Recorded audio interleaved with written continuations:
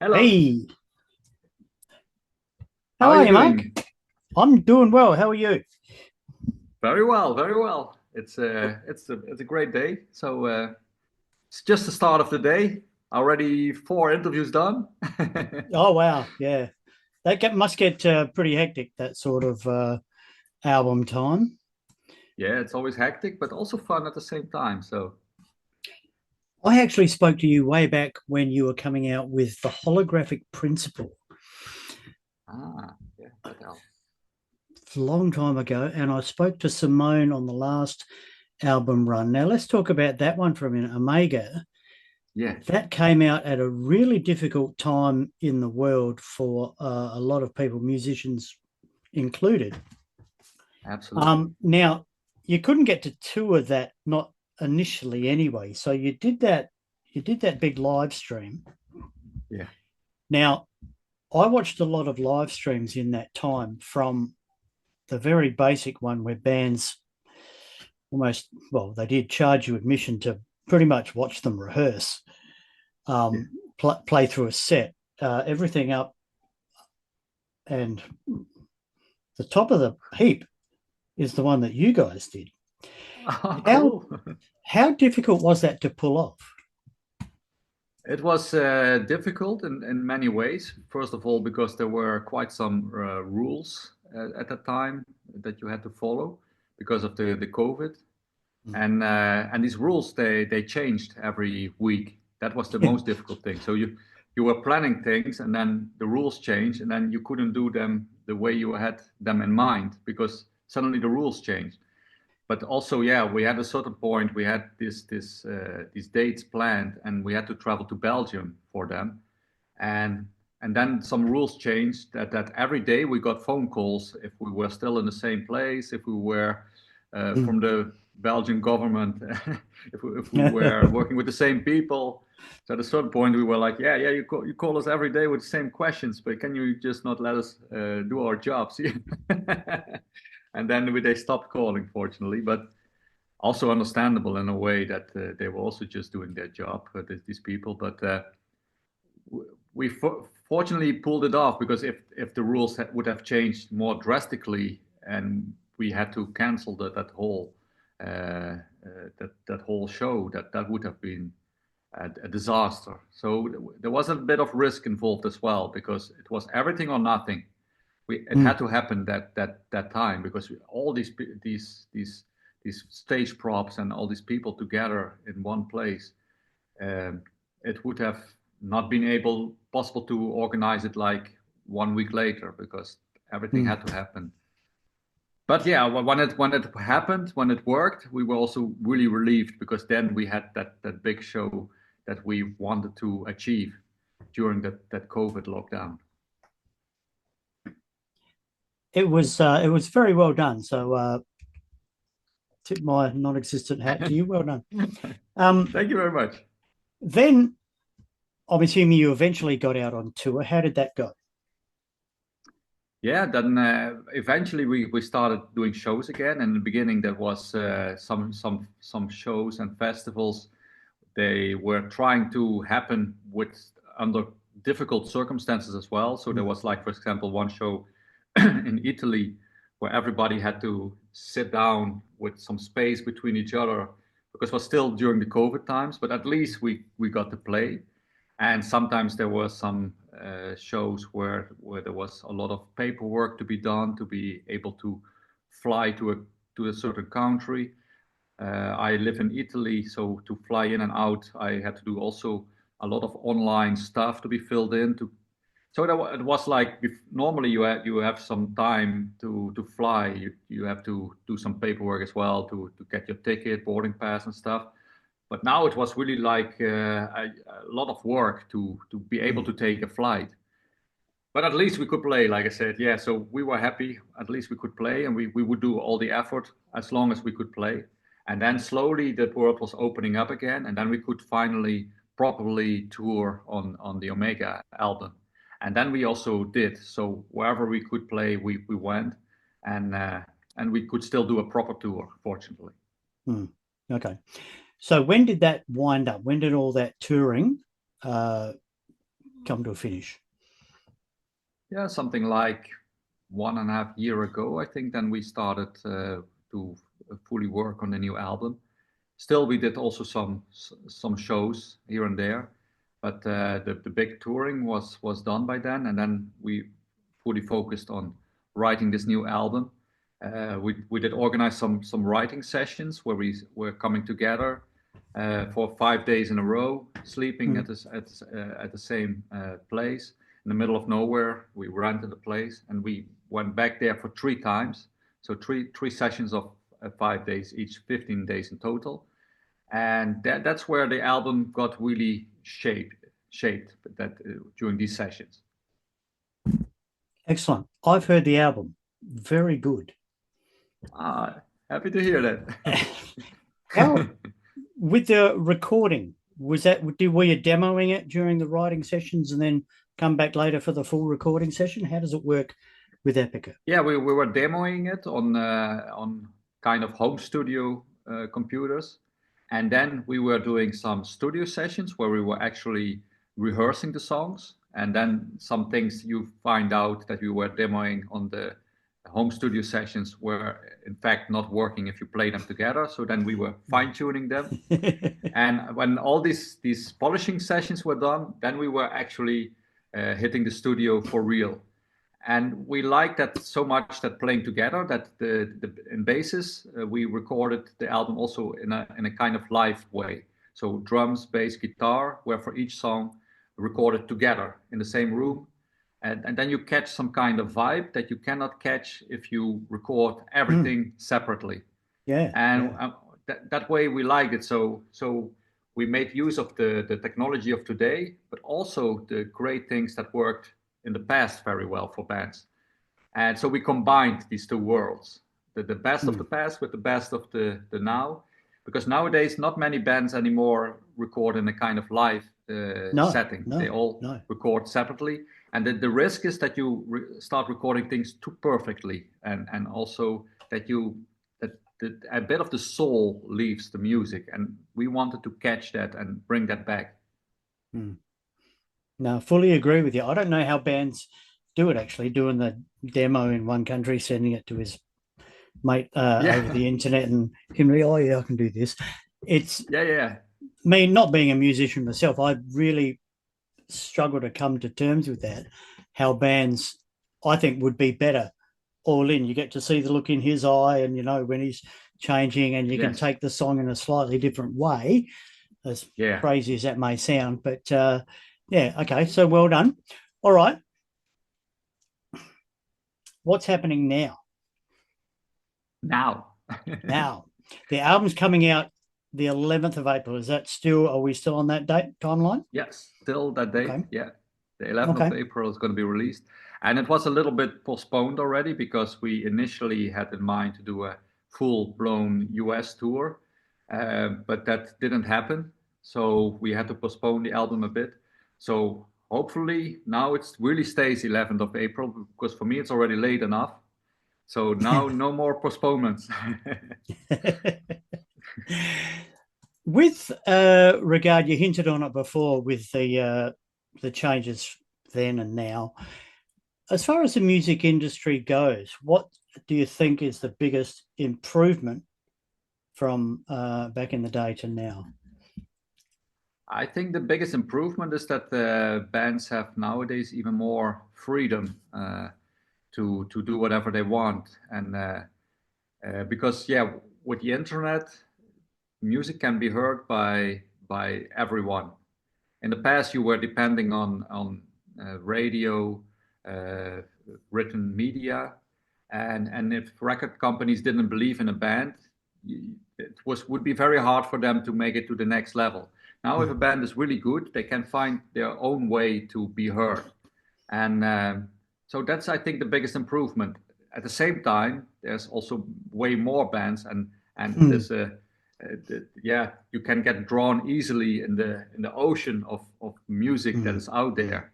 So at the same time, if you want to be heard, you have to come up with really new ways of showing your music to the people. But I believe that when a band is really good and they want to work hard for it and tour a lot, then the real quality still will reach the surface. But they don't need to listen to a record company who tells them what to do. And I think that's freedom is very important in music. Mm. Is there anything you know now you wish you knew when you were starting off? Well, I'm sure there would be plenty. What's the number one? um, There's yeah, things I know now that I wish I knew back then. But anyway, I want to hear yeah. yours. There's many things that I know now, and I wish back then. The biggest thing is I think now I'm a true team player, and you have to learn to become one. You're not one right away. Some people maybe they have a natural talent to be a team player from day one. They are born like that. I wasn't, so I learned to be a team player, and that's I think the best way possible to yeah work with people to be a good team player. But yeah, back in the days, then sometimes I thought it was best to do things my own way, and so I learned, and so if I would, the number one thing would be that. What else have you got on the go musically besides Yeah, that's a Epic? good. Oh yeah, I have Mayan. That's a band that's a bit more heavy than Mm, Epica. Then I have also coming up some reunion shows with After Forever. That was the band I had before mm, Epica. So there were going to be two reunion shows in the Netherlands in October, and I have also a project where I work with many talents, United Metal Minds, and we are in the process of recording an album for that project as well. But it's a very slow process because there's so many singers involved as well, yeah. and at the moment some singers are having some voice problems, so I have to wait for them to be better. But yeah, that's a project that doesn't need to be finished within any time period. So it's possible to wait whenever it's the right time. But that's basically the four things ongoing. But Mm. Epica is obviously my main band. Yeah. Everything else would have to take a back seat to Epica when Epica is in full swing, obviously, and Yeah, that's yeah, fair yeah. enough. Because Spoke to Marcella um, on yeah, the Mayan album, Diana. yeah. I just want to tell you that was a great album. Yeah, that was my favorite Mayan album. Yeah. Yeah, excellent. Okay, And back. at this moment in time, it's a little bit on hold because yeah, it's so busy with Epica and as I became a father, that took also a lot of my time the last 1.5 years. But Congratulations. thank you very much. But there will be a new Mayan album somewhere in the near future as well. So Okay, good. I look forward to it. With Epica getting quite a few albums out now, how hard is the set list getting? that's always a hard nut to crack, indeed, because many choices, many uh, opinions from people that Yeah, want to hear certain songs, yeah. and so we try to find always a kind of balance with that, and with the set list we are now making for the upcoming shows, we chose some old tracks that we haven't played in a long time, combined with some classics and some songs from the new album. So hopefully that will be a good mix for people. Yeah, you cannot play them all. That's for sure, and it becomes harder and harder the more albums you Yeah, have. yeah. But there's always a nice set list possible, and the positive thing is it gives you so many options that you never have to yeah search too long to find a nice set list. So Mm. that's the optimist side of it. Have you ever like worked out a set list for a tour, started the tour, and then thought that a certain song isn't going too well and flipped Yeah, another one yeah, in? Yeah. yeah. Sure, that happens basically all the time. Because when you are out there, you play the first show, then you finally find out if that set list that you had in mind is Yeah. actually working live. Because sometimes you think this song is killer and works well in the set. You play it and gets completely no reaction. and you know, okay, this song better we change it for another one. uh, It happens, yeah. well, yeah, it does happen. How do you go with touring? I'm always amazed at bands how they're touring, city after city after city.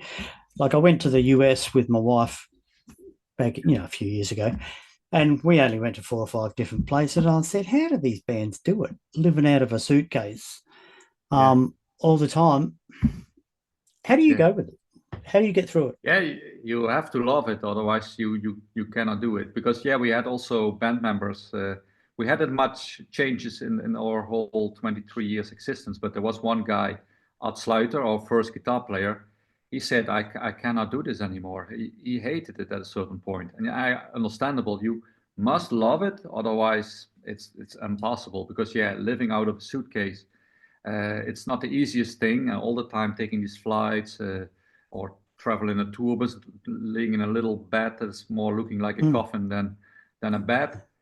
Yeah, you have to love what you're doing, otherwise it's impossible. Can we go back and expand on the upcoming album? Yeah. Um, songs on there, some real epic ones with some good long songs. The album's over an hour, just over an hour in Yeah. length. So you've put a bit of work into that. Um, who's writing it all? Are you like genuinely writing it as a band, as you hinted on before? We start our demos by writing it on our own. So we have like 5 songwriters in the band. All the Mm, guys write songs.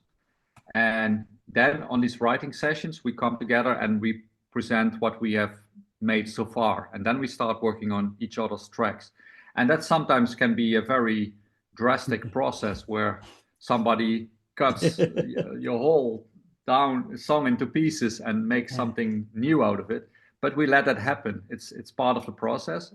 And the thing is, everybody wants to make it as good as possible. So sometimes it's needed to, even though you love the initial idea you had, if you end up with something that's better than was before, then it's all worth it. But Mm, it can be painful at times when all your ideas get thrown out and some new ideas reappear. But I do the same with other people's songs, and yeah, then eventually we have a selection of songs that we like. Then we make a selection for the album, and then or for the recording process, and then we still make a selection for the actual album out of the songs we have recorded. So there's mm. quite some selections going on What before we about come to lyrics? the Lyrics. lyrics. Who's Is writing? 50% Simone and 50% me. So we share the lyrics. Depends on what songs we feel like emotionally the strongest connection with. Usually the songs that I wrote the basis for, that also I feel mostly connected to write lyrics for. But sometimes there's also a song that Simone says, yeah, I really feel a strong connection with this one. Can I write the lyric? Yeah, sure. And this one I don't feel so much with. Can you do it? Yeah, I feel a strong connection with this song. So that's how we usually split the lyrics. Is she coming up with the vocal melodies, Depends or do you also have an on idea? the, yeah, sometimes we have already ideas ourselves, or that depends on the song, depends on how far it was already developed before we bring it to the writing session. And sometimes also there's completely no vocal line whatsoever, and she Mm, starts all the way from scratch. And so it completely depends on the song, and mm, also what the wishes are, because sometimes we also don't want to let her listen to this vocal lines we have in mind, to yeah, not influence her, to see first what she comes up with yeah. herself. Because it's such an amazing and unique voice. I can't imagine Yeah, um, writing with her voice in mind, if you know what I mean, because I just wouldn't know yeah, where to yeah. start. Yeah, okay. But yeah, we know her so well that you, when you write music, you already almost hear her voice Yeah, okay. while you write the music. So yeah, we know so well what her qualities are. We also know in which uh, which keys she likes to sing the most, and so we already know many things about her before she even enters the room and does her magic. Okay. All right. Fair enough. Look, we're just about out of time. I don't want to go over. Can I get you to do one thing for me, please? Sure. For the interview screenshot, just give me the horns up in the camera, please. Excellent. Yeah. Yeah. Metal. Hey, Mark, thank you so much for having another chat to me. Best of luck with the new album, and best of luck out on tour. And if you feel the need to come south, you know where we are. We feel the need, so hopefully we can work something out. Yeah, we will keep our fingers crossed. It's a long flight, but it is a long flight. And it's all flying. No bus. Yeah. But yeah, when we go to South America, it's also all flying. So we're used to it. I love tour bus tours, I must say, because that's more convenient and you're also well rested. But yeah, when the only possibility is flying, then that's the only thing you can do. Yeah. Hey, thanks so much for having a chat, mate. Best of luck with the new album. Hopefully we'll see you down here soon. Yeah. See you. Thanks, mate. And have a great evening. Thank you. Cheers, mate. Bye-bye. Bye-bye. Cheers.